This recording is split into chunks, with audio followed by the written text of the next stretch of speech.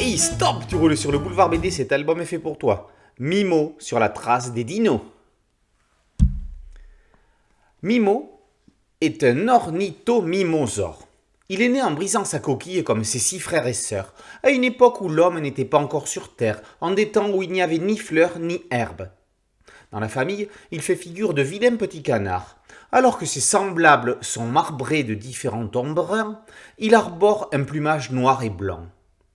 Alors, il vit plutôt en solitaire. Un beau jour, il fait la connaissance de Hector, un cachalothodontosaure, un lézard à dents aiguisées qui n'a jamais perdu son duvet de bébé.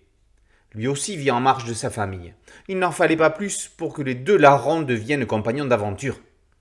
Tout allait bien jusqu'au jour où la grande menace aux dents innombrables s'installa à proximité de leur clan. Plus moyen de mettre une griffe dans le fleuve sans risquer de se faire croquer. Peut-être que l'oracle a une solution au problème ?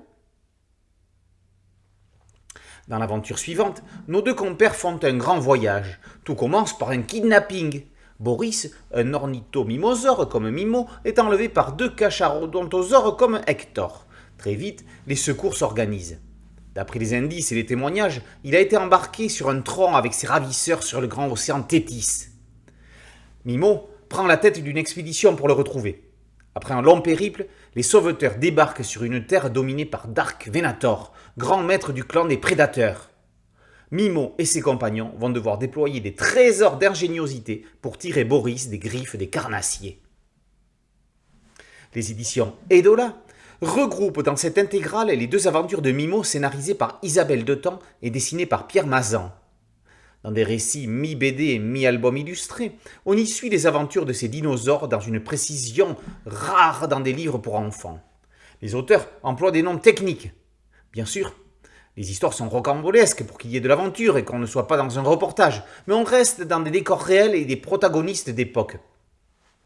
Dans un petit bestiaire des fouilles, en supplément, Ronan Alain explique comment 20 000 fossiles ont pu être identifiés dans les Charentes, dont les restes de Mimo, en 2012. Avec des illustrations de Mazan, le paléontologue décrit plusieurs espèces de dinosaures, dont certains que l'on croise dans les aventures de Mimo. Cet album enchantera les jeunes passionnés de dinosaures. On connaît l'attrait de Mazan pour le sujet.